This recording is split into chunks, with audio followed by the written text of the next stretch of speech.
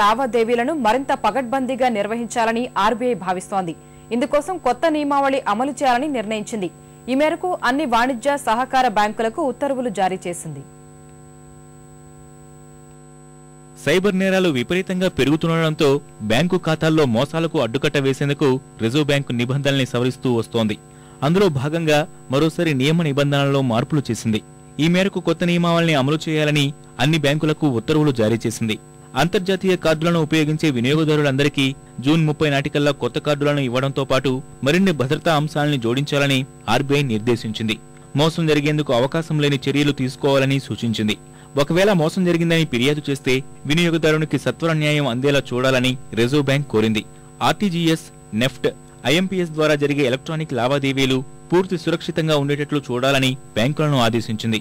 నిర్దేశించిన మొత్తం కంటే ఎక్కువ లావాదేవీలు జరపాలనుకుంటే తప్పనిసరిగా బ్యాంకులు ధృవీకరించేలా చర్యలు తీసుకోవాలని కోరింది. ప్రతి లావాదేవీ సమాచారాన్ని వినియోగదారుడికి ఇచ్చే వ్యవస్థ ఉండాలని స్పష్టం చేసింది. అనుమానాస్పద లావాదేవీ జరిగితే సమాచారంతో పాటు అవసరమైన అన్ని వివరాలు అందించాలని ఆర్బీఐ సూచించింది. ఎలక్ట్రానిక్ సంతకాన్ని పెద్ద లావాదేవీలన్నింటికీ వర్తింపజేయడం, భద్రత కోసం వాటి వివరాల సిస్టమ్ ఐపీ చిరునామా నమోదయ్యేలా ఏర్పాటు చేయడం వంటి చర్యలు తీసుకోవాలని రిజర్వ్ బ్యాంక్ ఆదేశించింది. మోసాల నిరోధానికి అవసరమైన సాంకేతిక పరిజ్ఞానాన్ని వినియోగించుకోవాలని నిర్దేశించింది.